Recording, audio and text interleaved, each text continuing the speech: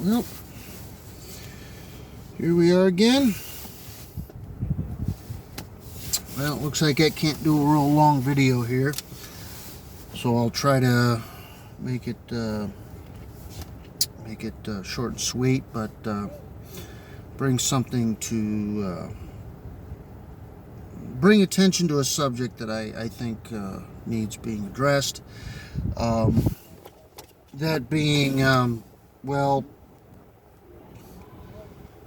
I think in the evangelical movement, and especially in light of throughout second and third wave feminism, in evangelical Christianity there was a large movement of pastors that gained a lot of I guess, well, fame, but also notoriety.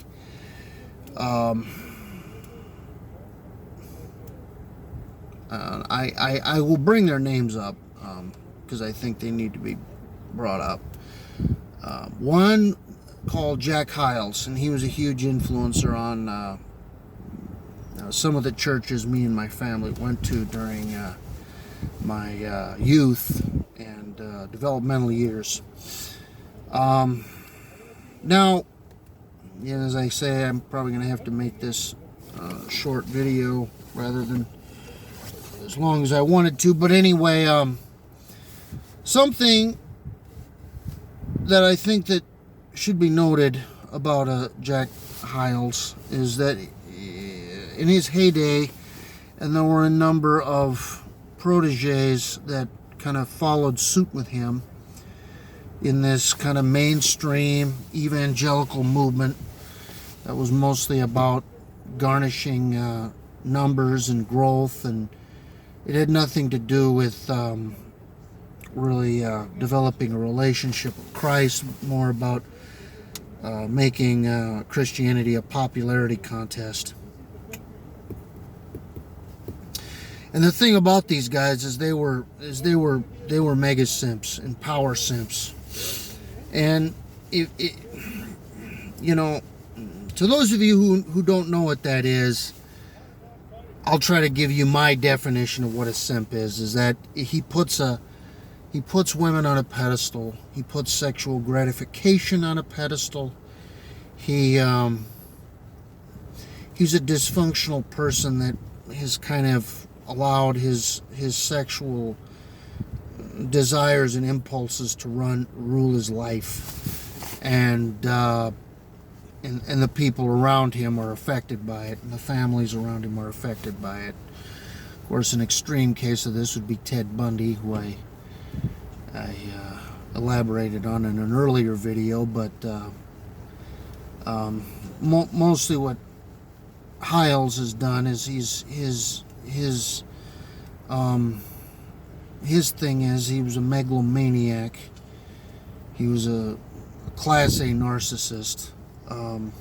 Sounds like the guy had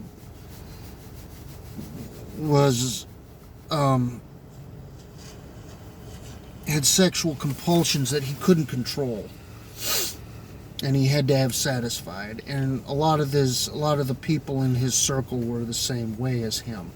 Now, interestingly enough to note with these guys, Jack Hyles, I know something about him. I know something about his ministry. I grew up with him. I knew quite a bit about him and the people that followed him, and kind of used him as their protege to some degree. He grew up in a home where his father was not present in his life, and in fact I think his father was said to be kind of the town drunk and a disgrace on the family.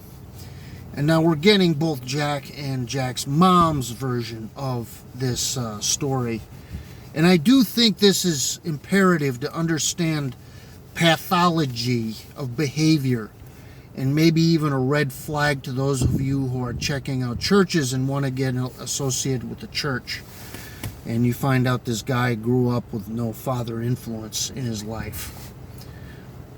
That right there is a dysfunction. I don't know the whole entire story, but we're getting Jack and Jack, like I said, we're getting Jack and Jack's mom's version. And I noticed with second wave feminism, there was a large, this was a large impact, or there was a large amount of this, of these men that grew up in homes where the father was either very, very neglectful and abusive and a drunk, or absent. And many times they were absent, as in they had no impact on the family, no impact on this young man. And right there, that's a dysfunction that going to theories such as Adler and Freud, it's an imbalance that a kid can't really rise above, you know. He finds this inadequacy, and he's constantly trying to compensate for this inadequacy. And I feel that in essence it's the mother's duty to provide this young man or this teenager a father like influence to fill that void. Otherwise, it's gonna end up in these kinds of situations that we're seeing now, or we've seen, and the growth of the Me Too movement and third wave feminism, which asserts that men are all rapists or capable of being rapists. It's casting this shame on men as a generalized whole. That is not good. That is not good. And I kind of wanted to just do a video on this and, just share my thoughts on this whole topic. And, you know, people who have been affected by the likes of a Jack Hyles or his proteges. And I did notice that with a lot of the proteges, the same type of thing. There was no. They found Jack Hyles was their father, and their emulator, or as to how to be as a man. And as it proved out, it was very very lacking. So that's all I have to say about this. I'd like to get a few more subscribers to this channel in the meantime, but with that, that's all I have. And take care, and God bless.